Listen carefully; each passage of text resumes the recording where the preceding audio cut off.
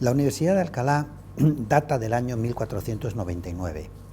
La creó el cardenal Cisneros, regente de España, y fue un centro de gran prestigio académico por cuyas aulas pasaron ya como maestros o como alumnos y representantes muy ilustres de la cultura española, como Nebrija, Tomás de Villanueva, Ginés de Sepúlveda, Ignacio de Loyola, Domingo de Soto, Juan de la Cruz, Lope de Vega o Quevedo. El prestigio de sus estudios, así como sus constituciones fundacionales, permitieron que muchas universidades americanas la utilizaran como modelo cuando se crearon en aquellas tierras. En la actualidad, la Universidad de Alcalá es una institución académica plenamente integrada en el espacio europeo de educación superior, que cuenta con unos 30.000 alumnos, 3.000 de ellos cursan estudios de posgrado oficiales, ya de carácter presencial o semipresencial. La Universidad de Alcalá acoge además a un número importante de alumnos extranjeros que han elegido la Comunidad de Madrid y nuestra universidad en particular para realizar estudios de posgrado oficiales al mismo tiempo que perfeccionan la lengua española. El máster en Protección Internacional de los Derechos Humanos se estructura en 3 partes o módulos. La primera parte, el primer módulo, comprende un periodo de enseñanza presencial en la propia Universidad de Alcalá de carácter intensivo con una duración de unas 12 semanas, que en la próxima edición comprenderá desde el 29 de septiembre hasta el 19 de diciembre del año 2014. El núcleo principal que integra este primer módulo está formado por un conjunto de cursos troncales celebrados de lunes a viernes en horario de mañana de 10 a 14 horas. Esos cursos versan sobre una introducción a la práctica en el derecho internacional de los derechos humanos, una teoría general de los derechos humanos, la protección de los derechos humanos en los sistemas de Naciones Unidas, en el sistema europeo y el sistema interamericano, la justicia de transición y los derechos humanos, la Corte Penal Internacional y otros tribunales penales internacionales, el papel de los derechos humanos en el Grupo del Banco Mundial y la protección de las minorías nacionales y de los pueblos indígenas. La docencia se imparte mediante clases teóricas y prácticas, acompañadas también de seminarios especializados, conferencias y simulaciones de juicio. Estas últimas actividades se celebran en horario de tarde, de 16 a 18 horas, también de lunes a viernes.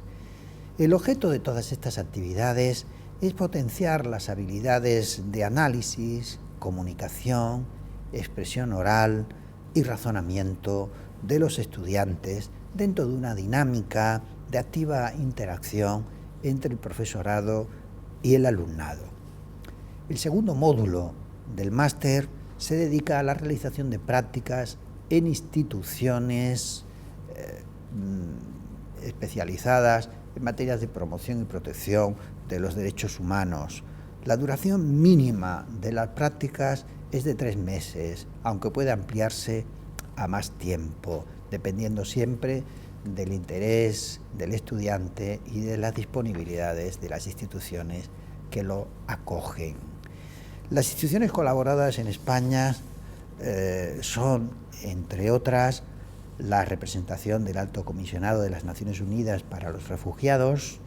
Amnistía Internacional, Cruz Roja Española, el Defensor del Pueblo de España, el Ministerio del Interior, la Oficina de Derechos Humanos del Ministerio de Asuntos Exteriores, entre otras instituciones. Y en cuanto a las instituciones colaboradoras en el extranjero, son también numerosas y, entre otras, podríamos destacar la Agencia de los Derechos Fundamentales de la Unión Europea en Viena, la Oficina del Alto Comisionado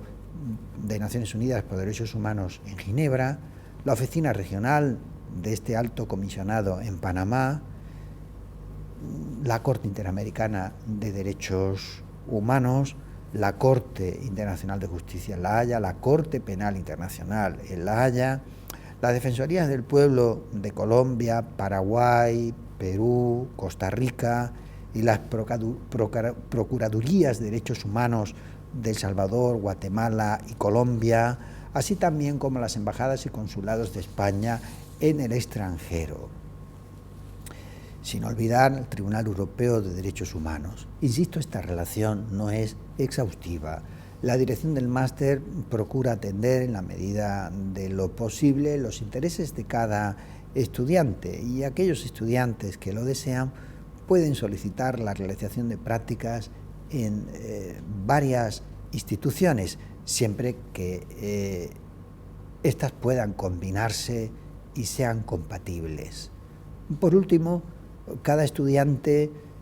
este sería el tercer módulo, debe preparar un trabajo de investigación, un trabajo fin de máster sobre un tema concreto relacionado con los módulos de enseñanza presencial, aprobado por la dirección del máster y dirigido o tutorizado por un miembro del claustro de profesores. La dirección del máster ofrece a los estudiantes la posibilidad de realizar este trabajo de investigación en lengua española o en lengua inglesa. El claustro de profesores que imparte docencia en el máster en Protección Internacional de los Derechos Humanos de la Universidad de Alcalá está formado por docentes de prestigiosas instituciones académicas europeas y americanas, así como por juristas que trabajan en las principales organizaciones internacionales que se ocupan de la promoción y protección de los derechos humanos. Me refiero a la Organización de Naciones Unidas, al Consejo de Europa, la Comisión y Corte Interamericanas de Derechos Humanos, la Corte Penal Internacional o la Unión Europea. Se trata de un máster, y debo subrayarlo, basado en el estudio de la práctica forense, y por tanto la elección del profesorado responde a este objetivo, el de proporcionar al estudiante la mejor formación relativa al funcionamiento de los mecanismos de protección internacional de los derechos humanos. Es pues un máster eminentemente práctico y no dogmático.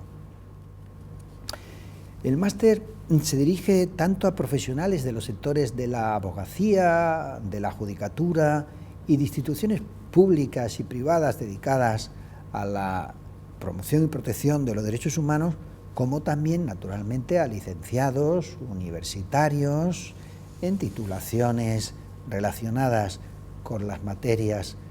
que se explican en el máster, que deseen completar su formación o bien especializarse en el conocimiento de la práctica en esta materia, con el fin de orientar su carrera profesional en el ámbito de las organizaciones internacionales, la carrera diplomática y, por supuesto, las organizaciones no gubernamentales. La superación del programa del curso, además, habilita al estudiante para iniciar la fase investigadora del doctorado.